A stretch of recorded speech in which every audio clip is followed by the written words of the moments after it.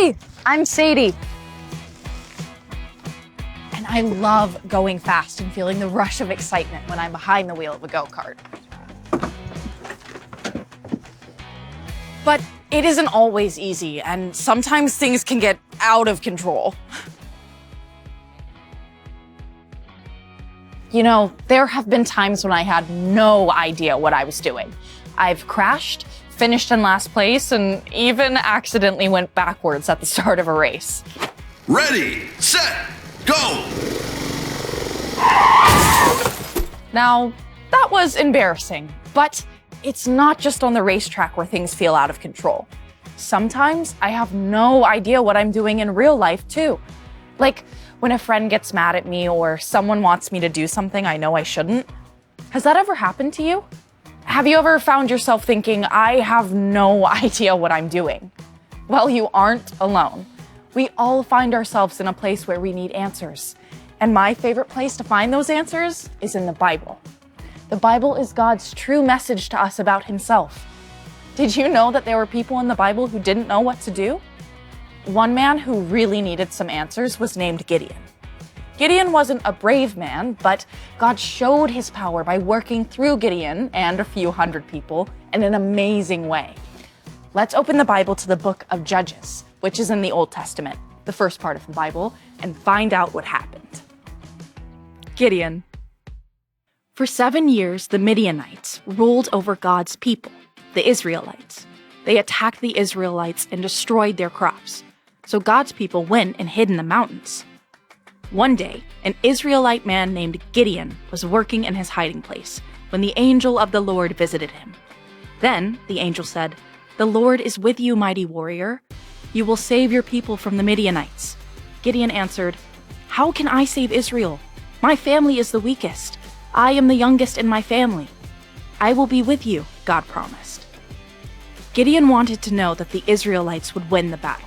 So he asked God to make a piece of wool wet one night and the floor dry around it. Then to keep the wool dry and the floor wet around it another night.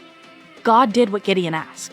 When Gideon realized it was God speaking, he quickly obeyed and gathered an army.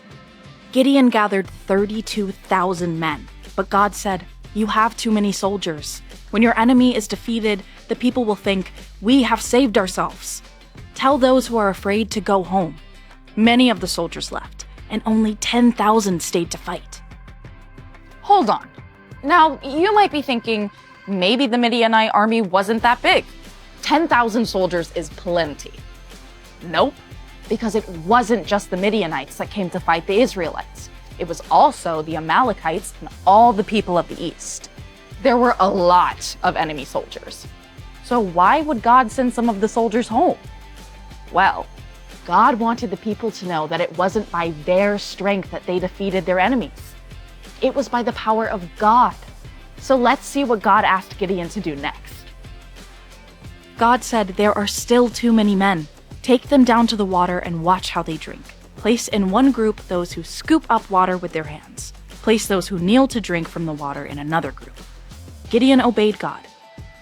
Only 300 men drank with their hands to their mouths. God told Gideon, "I will help you defeat the Midianites with these 300 men. Send the rest home." God helped Gideon know what to do. He told Gideon to give every man a trumpet and an empty pitcher with a torch inside. Gideon directed the men to surround the enemy camp. When Gideon blew his trumpet, the men broke the pitchers, blew their trumpets, and shouted, "For the Lord and for Gideon!" The Midianites were terrified. God confused them, and they began to fight one another and run away. The battle was won! Did you catch that? God showed his power to his people by defeating the enemy army with just 300 men. The people of Israel were in trouble, and when they asked God for help, he helped them in an amazing way. Gideon had no idea what would happen, but he trusted in God's plan. Because of God's power, Gideon and the soldiers defeated a whole army with just torches and horns. There are going to be times in your life where you don't know what to do and you need help. Ask God. He has a plan for you and has designed you for a purpose. Now, when God asks you to do something, you might think, "But I'm only a kid. I'm not smart enough." Or, I have no idea what I'm doing. Just like Gideon, you need God's help to follow the plan he has for you. God is with you and will give you the strength to follow him. Remember, God has a plan and you are designed for a purpose. So let's go.